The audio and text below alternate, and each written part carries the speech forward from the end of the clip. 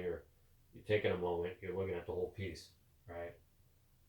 But stepping away from it, you know, you start seeing that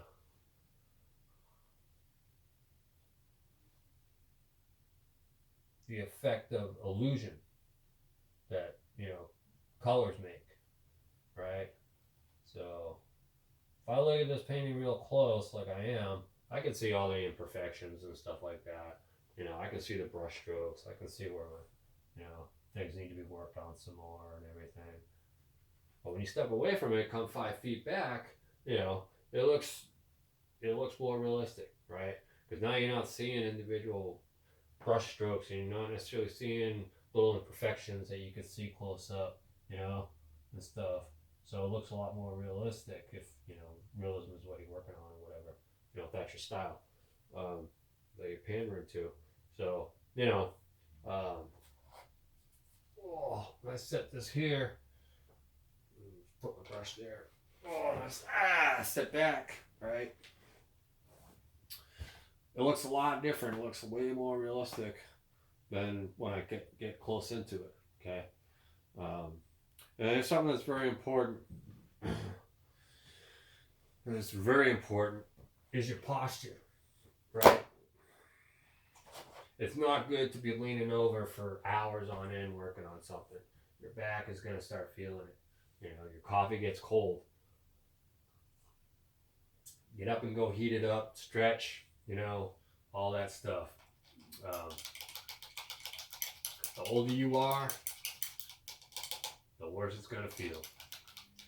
So, ideally you want to be sitting down in a chair, or in a chair and have your everything posted up on an easel, and have your still life on a table setting and everything, so it's eye level to what you're looking at, and so on and so forth. I'm in this position here because this is just how I'm able to set everything up proper, for the videos, with this much going on. Okay. When we get into the illustration videos, it's going to be a different arrangement and all that stuff. And watercolor, that'll be a different arrangement too, more or less. So, but dealing with acrylics, because there's so much paint, and I need to have a big space for the palette, and I have to have the still life set up. This is where I'm at. So, take that into account. Comfortability is really important, when you're doing pieces of art for a long period of time. I can't do this sort of thing in this type of arena all the time. It's just physically not good. Let's put it like that. Okay? So I just wanted to put that out there, right? That's really important, how you're sitting, what you're sitting on, all that good stuff. So, all right, let's get back to it. Let's do the ball now. So I'm gonna take my angle brush, ball's pretty straightforward. Just gonna be, red, orange with some highlights, you can see the glare there. So let's get some orange going, let's get some red and orange going. We find an open space on this palette forward here. There we go. Right. Yeah, I'm definitely gonna want a little more orange. Right. Touch of deep yellow. See what I'm looking at. Yeah, there we go.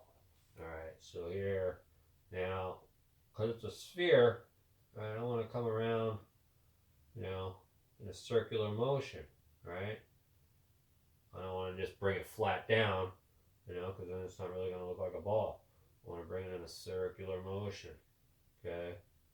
So think of the objects, the shapes of the objects, once again, that you're trying to paint, and bring your brush strokes to match those objects in terms of are there curvatures, or which way are the lines going,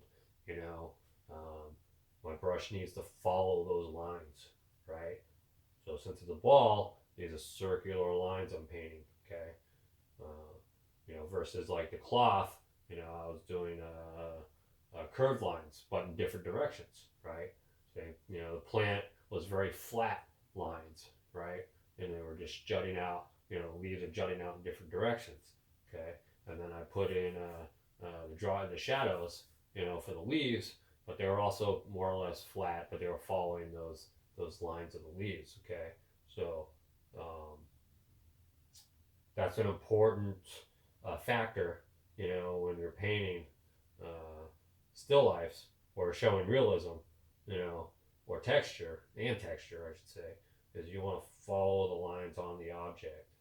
So yeah, I'm going to be doing curved lines, right? And here, you know, we can leave it really simple. I mean, a ball's a ball, right? It's going to look like a ball. And then I want to work it so also you got a sense that it's made of plastic or rubber, right? So I'm gonna get in certain areas, you know. And once again, you know, the longer I spend on this, the more I can define the actual surface, you know, what it's made of, you know, and that sort of thing. I'm gonna try and get this done relatively soon here, just cause we've been working on this for a while. All right, and then I want to make sure now looking at the shadows, right? And the glare is basically right there, so I want to make sure that my edges, you know, are showing proper colors to indicate three-dimensionality. You know, make sure my paint's wet. That helps. That'll help show the type of surface. That's a smooth surface. Okay.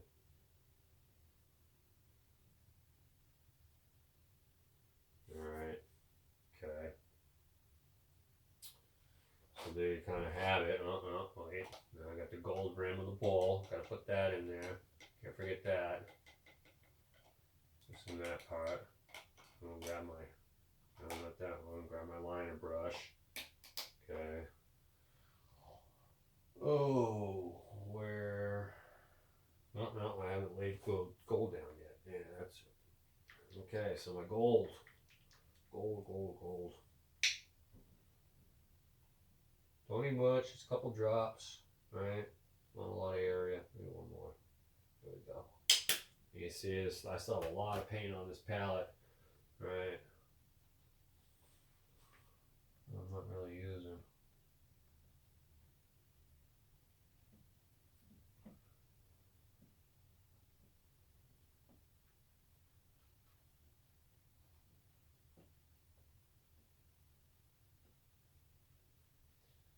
And for this, I'm just going to have an indicator, right, of the rim, right?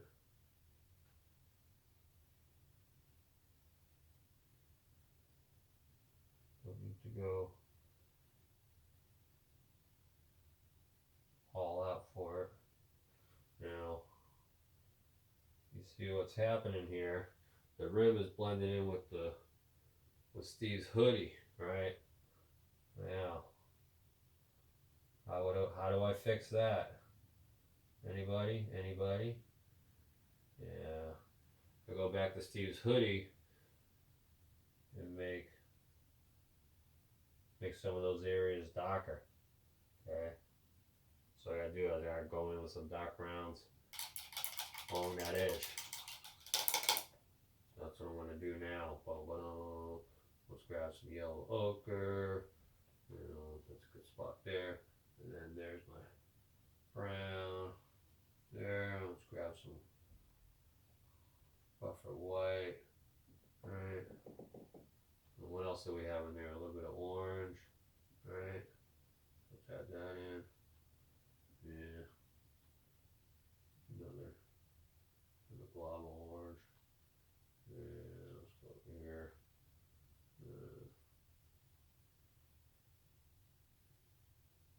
With buffer white. With orange.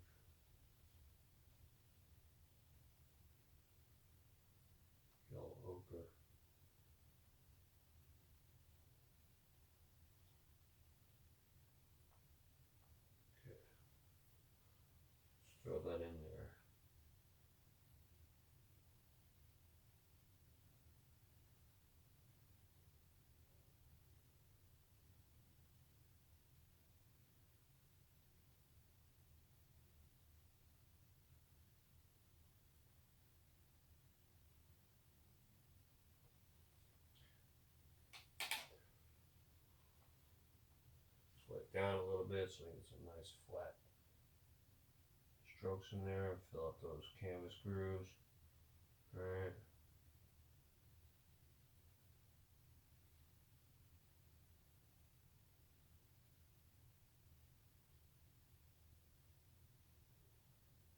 Okay, now I'm going to come back in with some umber, darken it up a little.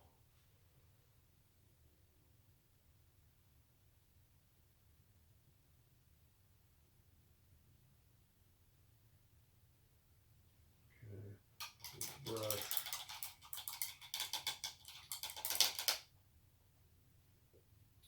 I'm just going to take some straight yellow ochre.